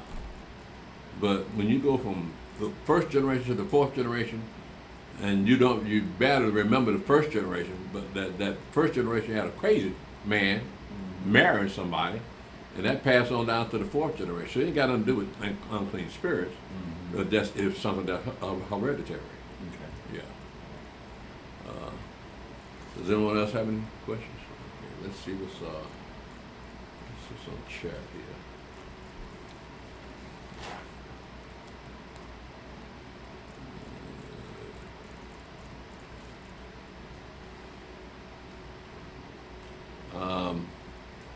I got on YouTube Al-Hayim and Mother Malaka. Okay, Shalom Al-Hayim and Mother Malaka. Shalom Morning Crisp. Shalom is Love Yasharala. Shalom Repentant Judah. Shalom Mother Elazar and Mother Kia. Shalom Brother Yaakov. Shalom Brother Yonah Red Wolf. Shalom Mercy Mariah from Kenya. Oh wow, check that out. Shalom Brother Clarence Marks and Sister Yolita. Shalom Brother Eliyahu. Shalom Brother Gregor Rucker. Shalom El Al-Hayim and Mother Malaka. I think you might have met Mother Malaka by Israel, not Ben Israel. Shalom Shamayam Israel. Shalom Brother Nathan. You don't have to keep putting that up there, Brother Nathan. We know who you are now. Shalom Don Don. Shalom Brother Mickey Anderson. Shalom Sister Rachel. Can't tell what that is. Shalom Mother Leah. Shalom Julius Brown. Shalom Susie Garman. Shalom Brother Ahaya, Yehuda ben Israel. Shalom Humble Rollers. Shalom Mr. Cujo Goody. Mm. We got it on here. Get him. Yeah. Shalom Brother Hodiah. Shalom Don Don. So who are these Gentiles, the white people? Are they truly from us? Hey, that's my question. Y'all say that, that's what people say. I think we went over that Gehazi was turned into a leopard. That's where all white people come from. But you can't call white people lepers. Leprosy is a skin condition. It's a sickness. But white people, that's the, and plus a leper cannot stand the sunlight. Well, white people love sunlight. So no, that's not a white people didn't come from Gehazi, and so Jakub did not invent the first white man. Come on, folks. El, let me ask you something right quick. How could they come from us? Because we know 3 boys got off that ark, right? Noah and his 3 sons. Each one went his own way, right? They all stayed in the Valley of Shinar Yeah, but I'm just until they did that tower. but I'm saying eventually they went their own way, right? Yeah. Oh. Now, white people are not the only Gentiles. The Chinese are Gentiles, and the Japanese are Gentiles. All the East Asian people are Gentiles. The Indians over in India, those are Gentiles also. It's not confined to just one racial group. It's all those Gentiles that come out of Japhet, actually. Noah's firstborn son. Yeah, they came from him. So the mystery be explained as to how they became different colors among the Gentiles. Shalom, Brother Melinda Curry. Shalom, Brother David. Shalom, Sister Nariah. Shalom, Brother Abraham. Shalom, Brother Malachi. Shalom, Thomas Miller. Shalom, Brother Adrian Davis. Shalom, Nick Travis. So in Jeremiah 34-11, teaching us how to carry ourselves. We go through difficult situations. 4-11. It's saying a little bit more than what you got written down there, because it's starting to talk about the times of Jacob's trouble, and that'll be the Great Tribulation. But that also, always through verse 11, is talking about the return of the house of Judah back into the land. So we got a couple of things going on in verse 4, Jeremiah 30, verse 4 to verse 11. So as far as that tell us how to carry ourselves when we go through difficult situations. Now again, we're referring to the Great Tribulation that's about to come upon the earth against Yahweh's people. So how do you carry yourself when you're under all that stress? So that is the greater question. So that will be from verse 4 to verse 11 will be abnormal time. That won't be normal time at that point. So you don't know how you're going to carry yourself during that time, because they haven't come upon us yet. We've never seen anything that's about to come upon us right now. So it's not telling you how to carry yourself, but it's telling you what to expect. Shalom, Brother Adawan, Ben Yasharala. Shalom, Anish, Nisha, Mother Kia. And Galatians 5:21, the kingdom of Elohim, is that the new heaven and new earth? Yes. Shalom. It was Tuskegee, yeah. Yeah, but that's right, she's from Alabama, ain't she? Mm-hmm. That's right. I was there when it was Tuskegee Institute. Shalom, Brother Benaiah.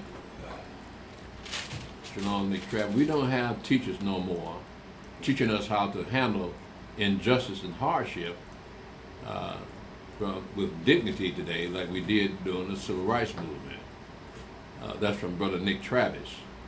Yeah, we had.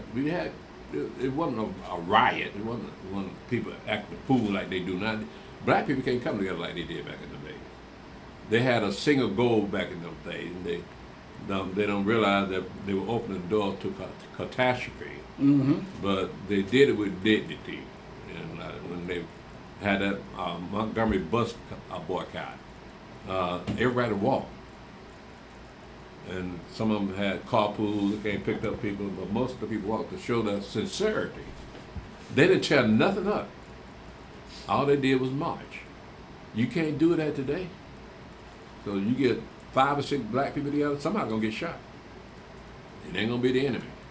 That's when that whole thing jumped off. Then Yeah. they want to attribute that to Martin Luther King. That goes back to Rosa Parks, don't it? Mm-hmm. Yeah. And that was a setup. Have you heard this? That Rosa Parks, they set the whole thing up on that bus. It was set up all along. They did that on purpose. Yeah, and a lot of things that they were going through back in the day, they set them things up themselves. Who did that? Our nasty brother. I don't know. It Sound like wasn't something- just one person. Sound like something them Edomites would have done. No. This black folks came up with this. Oh, they did. Yeah. Oh, okay. They said it was already all black owned bus line anyway. I heard that too. Before the boycott, they already had a all black bus line. Yeah. So they really didn't have to boycott this. Yeah. I heard that. Yeah. Yeah. I did hear that, but It's a setup, man. I'm learning something. I did not know that. Yeah. Them people, man. Our people devious, bro. Man, I didn't know that. Nick Travis said, right, Elder, today they teach our people's dignity through the lenses of gay pride, man. What gay person you know is dignified? I don't know any gay people at all, so I'll just put it like that. Brother Alahayam, great props class. Brother Yemi Shalom. That's HOLY. YHWH. Okay. Just a little 411 there, Brother Yemi Shalom, Brother Yosef.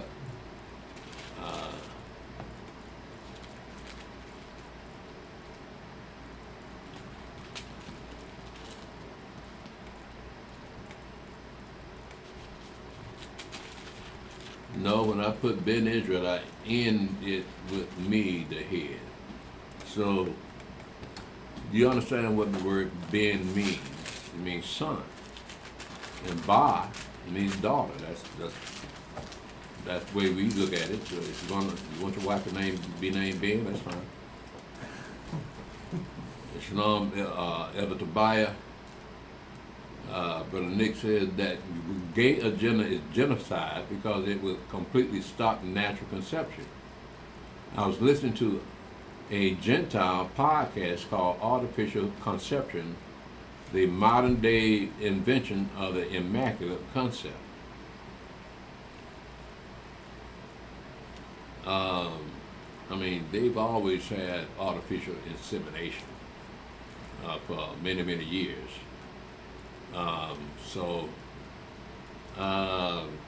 That's nothing really new. The only thing that they did was, and they still doing it, artificial inseminating women today. Mm-hmm. They have semen banks that hold people's semen as long as they want to see, and you can go to those banks and buy you a sample semen. And impregnate yourself. They're making television shows about that. Mm-hmm. Yeah. I know one show called Ugly Betty, where the girl eventually ended up pregnant. She don't know how she got pregnant, so she fell asleep, so she ended up pregnant. She went to a semen bank. Nah, somebody gave her.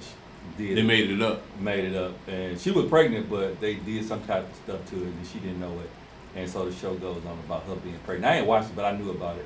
But her being pregnant and not knowing she hadn't been with no man because she was a virgin. Was she a nun? She was just a regular girl. Yeah. All of a sudden she showed up pregnant. Yeah. So Was she still a virgin while she was pregnant? Mm-hmm. That's interesting. Yeah. How'd they explain it? Some kind of way they did some type of experiment on when she went to the doctor and did it that way, but she didn't know that she was getting. Oh, she didn't know she was being, okay. She didn't know. Like you But, said, I mean- artificial insemination, they inseminated her, but she didn't know it. She went So- in for some procedure, pap smear or something like that, and boom, they did that to her, and she didn't know it. So the hymen was still in place? Mm-hmm. Yeah, that's right. That's a virgin birth right there. Mm. True royalty. Boycotting is the only way to get the Gentiles to listen to us. They love money, and withholding it draws their attention. I heard that the beauty supply places up in New York, they starting to complain because black people ain't going there no more. Mm. They on strike. Mm-hmm. Have you heard this? Yeah, they complaining because black people stopped going into those beauty shops, like that one down there, and they losing money. So you're right about that, true royalty, that you cut off the money supply to these white folk, and they'll do what you tell them to do. I think it was boycott. That was a service station where the Asian dude ran behind the guy and shot him, killed him for stealing water. When was this? A couple of months back. I hadn't heard about that. The little black boy got One killed. with the water got shot in the back. Got shot in the back because he stole some water, and the Asian dude chased him down the road, and so they protested against the Asian people, the Asian stores coming to the neighborhood. And he killed him? Yeah, he got off too. Wow. It must have been a year because the court date it went out. He got off though, so he wasn't charged with the murder. So what did black people do? They started boycotting, trying to. Did they run him out of business? Now he's still in business, but they trying to protect him because It's in a black neighborhood, though. yes, in the black neighborhood. Yeah. Well, again, they set themselves up. Yeah. If black people come together and do what they did back in the '60s, yeah, they can make them Chinese act like they got some damn sense. Shooting a little boy in the back, and don't get no kind of justice. He goes in the jail and comes out. You can do something about that. Black people can do something about that, but they're unstable. Yeah. Because you may get a block of black people say, hey, we ain't going down to the Chinese place no more. Then the next block over, they know about the boycott, and so the Chinese say, half price off. Get your dumb ass back up in there. But you're right about that true royalty. Mikael said, when the time of the final gathering of the total house of Israel be, will there be a way of communicating to the masses of people? Also, will Yah have to allow understanding for the various languages? That's a good question. Now, the only example we have of this is in the book of Acts, chapter 2, when they had the Feast of Weeks, the Pentecost, and they heard the disciples speaking the good words of Yahweh in their own native language. And these people from Galilee, that's third town. But they speaking, so it might be something like that we can speak the language of the different people that come back into the land, so they will understand it. But we still have to return to our own language of Hebrew.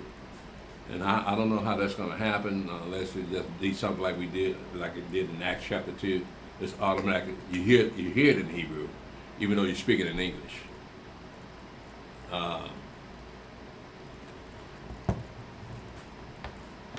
You're gonna have to wait and see about that, Brother Mikael. It could go either way, like I said in the book of Acts, at the Feast of Pentecost or the Feast of Weeks. Everybody that came from different parts of the Roman Empire came up there and they heard the good words of Yahweh in their own language.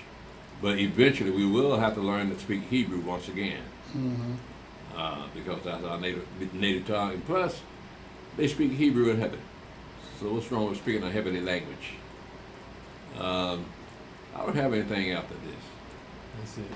All right, well, we're going to go ahead and shut it down, Facebook, YouTube. Join us.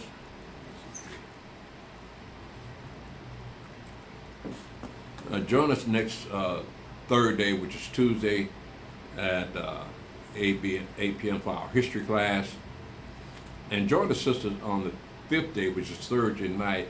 Wait a minute, We we got a new moon. Yeah. Oh, that's right. I'm sorry.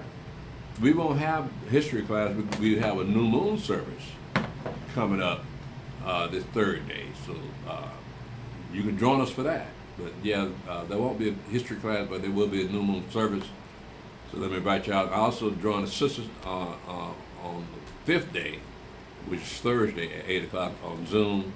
And lastly, we have our Sabbath service on the 7th day, which is Saturday